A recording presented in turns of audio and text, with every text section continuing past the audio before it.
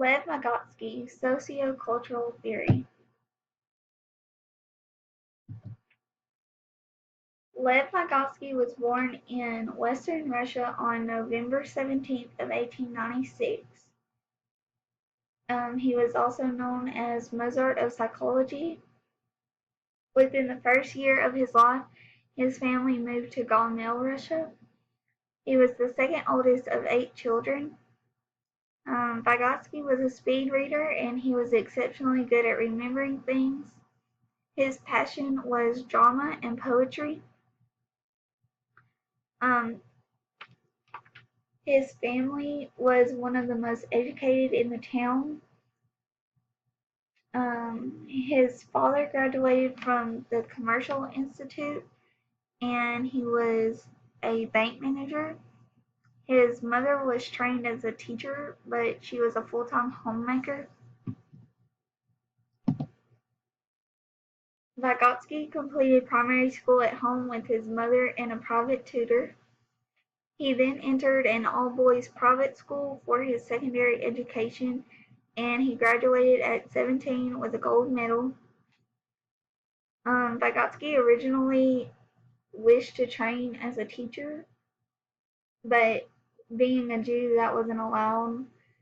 So he entered Moscow University in 1913, and he originally studied medicine, but he soon switched to law.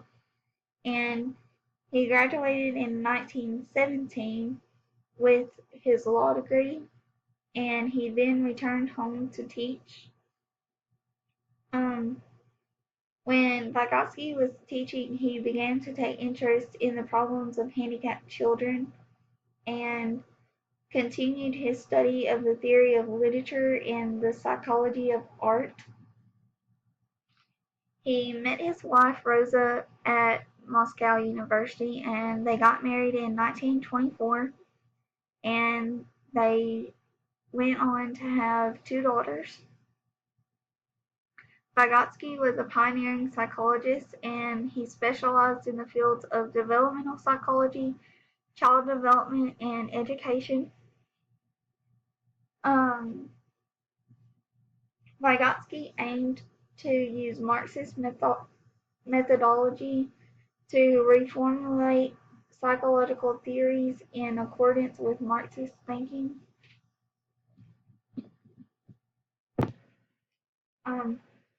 Vygotsky completed 270 scientific articles, numerous lectures, and 10 books based on a wide range of Marxist-based psychological and teaching theories.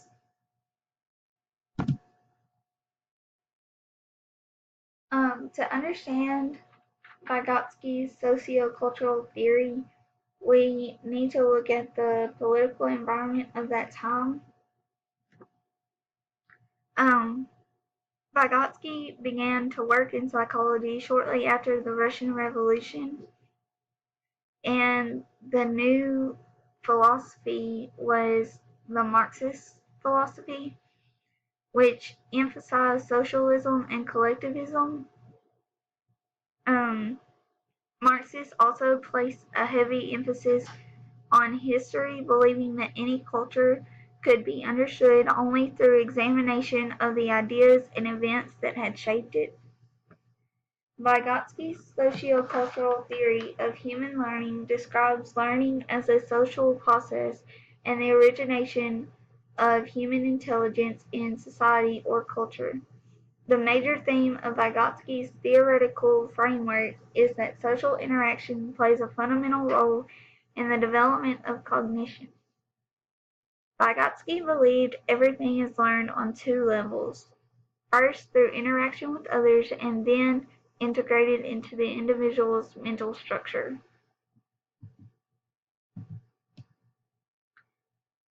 Zone of proximal development.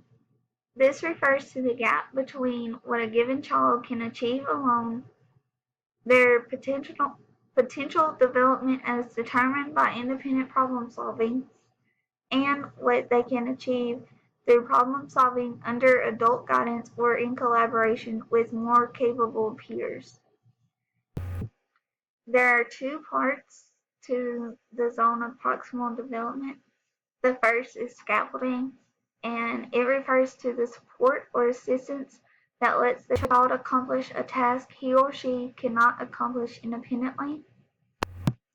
The second part is reciprocal teaching, which provides an environment of open dialogue between student and teacher, which goes beyond a simple question and answer session.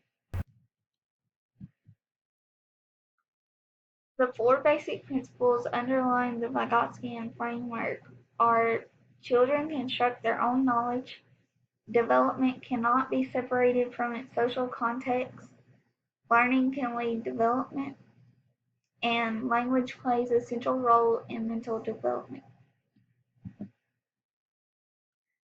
Two types of mental functions.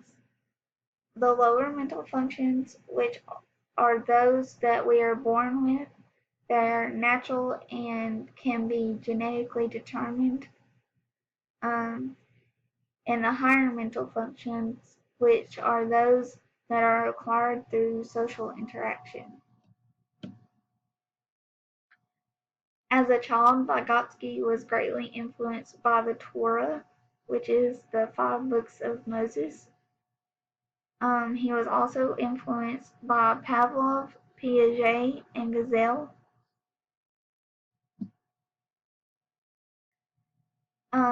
Vygotsky began the first special education programs in Russia. He formed the research laboratory at the Teachers College of Gomel. His first research project was his dissertation on the psychology of art in 1925. And in 1925, he formed the Laboratory of Psychology for Abnormal Childhood in Moscow. He had contracted tuberculosis from his brother that he was caring for at the time, and he died of tuberculosis on June 11, 1934, at just 37 years old. For teachers, Vygotsky provides a theoretical underpinning for effective practice.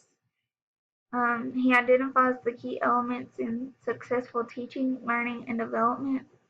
There are many aspects of Vygotsky's socio-cultural learning theory that are applicable to classrooms.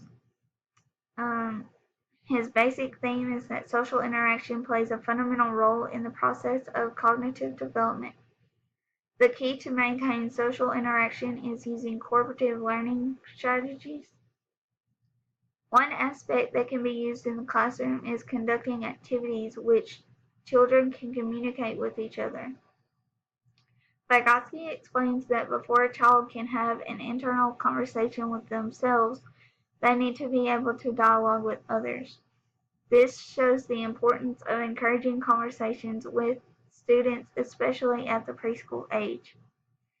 Interacting with the students about what they are doing, seeing, and thinking helps them to develop external conversations, which then lead to internal ones later on. Another aspect useful in the classroom is scaffolding, which helps the child in his or her zone of proximal development, in which the adult provides hints and prompts at different levels. So the teacher can help the child with a task and then gradually lessen that help so that they can do it more themselves. Cognitive development moves forward largely because the child is in a world that provides aid when the child needs it and can benefit from it. This can be guiding and coaching in such a way that the teacher does not give too much help, but just enough to encourage the student to find the answer or complete the skill.